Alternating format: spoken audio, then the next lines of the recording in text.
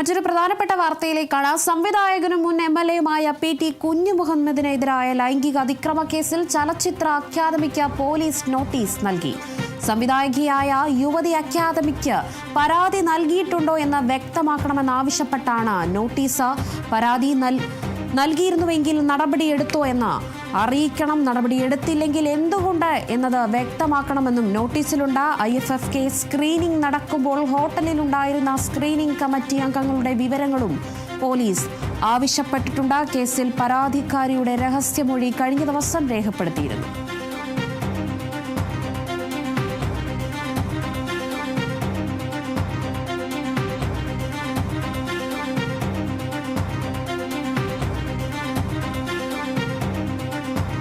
സംവിധായകനും മുൻ MLA-യുമായ PT കുഞ്ഞുമുഹമ്മദിനെതിരായ ലൈംഗിക അതിക്രമ കേസിൽ ചലച്ചിത്ര അക്കാദമിക്ക് പോലീസ് നോട്ടീസ് നൽകിയിരിക്കുന്നു. സംവിധായകയായ യുവതി അക്കാദമിക്ക് പരാതി നൽകിയിട്ടുണ്ടോ എന്ന് വ്യക്തമാക്കണമെന്നാവശ്യപ്പെട്ടാണ് ഇപ്പോൾ ഒരു നോട്ടീസ് നൽകിയിരിക്കുന്നത്. പരാതി നൽകിയിരുന്നുവെങ്കിൽ നടപടിയെടുത്തോ എന്ന് അറിയിക്കണം. നടപടിയെടുത്തില്ലെങ്കിൽ എന്തുകൊണ്ട് എന്ന് വ്യക്തമാക്കണമെന്നും നോട്ടീസിലുണ്ട്.